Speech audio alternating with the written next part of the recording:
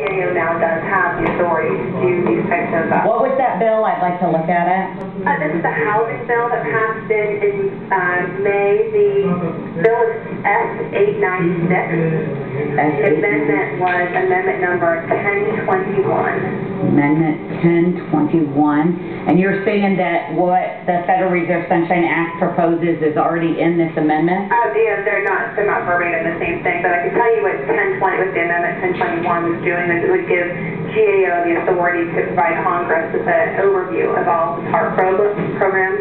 So Treasury programs, Federal Reserve programs, that includes House, the defense program, the private investment partnership. That's again another program that's going on in conjunction with the Fed, and I believe the Treasury Committee is also involved in it. But anything that's being funded through TARP, GAO was given the authority.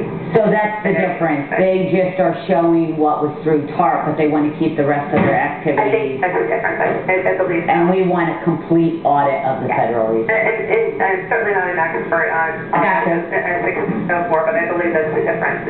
Makes sense to me. The watered down version. That makes sense. Exactly. You had to step in the right direction, and it passed 95 to 1, so it seems like you had an awful lot of support. No, it's not a step in the right direction in the sense of just look at this conversation. You guys cannot even tell us all the information about these bills, and we are not, ignorance of the law is no justification if I commit a crime or don't follow these. If you guys can't know them and you're on top of things there, how in the world are the American people supposed to ever be able to follow this and know all of this? And that's the point. It's getting out of hand. They want our water, our food, our internet, and they won't even audit where our money's going. I mean, it's to the point you don't even know all this, and I'm not knocking you at all because there's so much, but that's the point. We've got to stop. This is, And may I interject this too, and that is one other thing that really is upsetting, is that voting for a bill when it's not even been read. It would be better to vote on one bill per year and read it than to pass all of these bills and nobody even knows what they signed on to until after the fact. And does Senator Lugar say he reads every single bill that he votes yes on?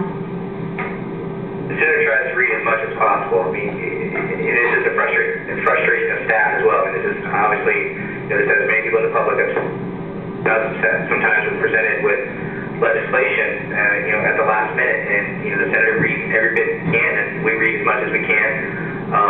Sometimes you have a general idea of what's in the bill. A lot of times you're able to read through the entire thing that he votes for, but, you're presented with situations that, this is occurred under both Republican and Democratic administrations, that, when the Republicans were in charge of the Senate, the same thing happened. We'd be given legislation that may be many hundreds of pages long, and you would do your absolute best to read through it. But in the end, they're asking for the Senator to vote with the Republican Party. Well, this is an old problem. I mean, it goes back to the NAFTA bill, it goes back to Patriot Act, it goes back to all these things that are thousands of pages long. No one possibly could read it, and yet they push for a vote. No one should even vote for that. If they haven't had time to read it, it should be objected to even bring onto the floor to vote on. Actually, it should just be voted no. If he does not have time to read it, he should vote no. Everyone should vote no if they haven't even had time to know what they're voting on. And I guess the last topic, I don't know if you have an answer for this. You said that, I think it was the young lady, Kylan, you had made the comment that Senator Lugar was all over this great state in the last month. I beg to differ. There are many, many groups that have asked for a audience with Senator Lugar. What's really funny to me is if my employer ever asked me to come see him, I would have to come right away or I'd be fired. We have asked for town hall meetings. We have asked for this. We even said we would accommodate his schedule at any time to be able to do this conference call, and I'm not saying you two are not wonderful, but I hate the fact that you have to take the grief when you are not who we elected, and it's not fair. I want Senator Lugar to know that we are very, very disappointed because the voters of this great state did not get an opportunity to talk to him while he was on vacation, and we are still getting the runaround, and we don't know how to fix that. Well, and going back to his travels back to the States for the past, we'll say 6 weeks since August started, he's had a number of events, and these are not private events, these are public events, and he's met with, I think around thousands of Hoosiers during this time. Can you name us some of those groups? Because We have called the events here in in Indiana. I've talked to Indianapolis many, many times, and they have never said anything about these events, and they know we've been trying. I don't know if you're aware, we even had a mock cardboard cutout event with over 500 people because we could not get either Senator Lugar or Bai on their vacations to talk to their employers, which is us. And I think that's more frustrating than getting these answers. I'm so thrilled that you gave me some, now we know to leave him alone on cap and trade. And we will hammer him on S604, so this gives us a starting point. But we weren't afforded that opportunity, and for us to do these bills and then also take the time to our time out of the day and try very hard to get an invitation with him. And I'm sorry, but you will not convince me that he has had open public meetings anywhere in the state. I am the state coordinator for a group, and I'm in contact with JBS, the Glenbeck groups, conservative groups all across this state.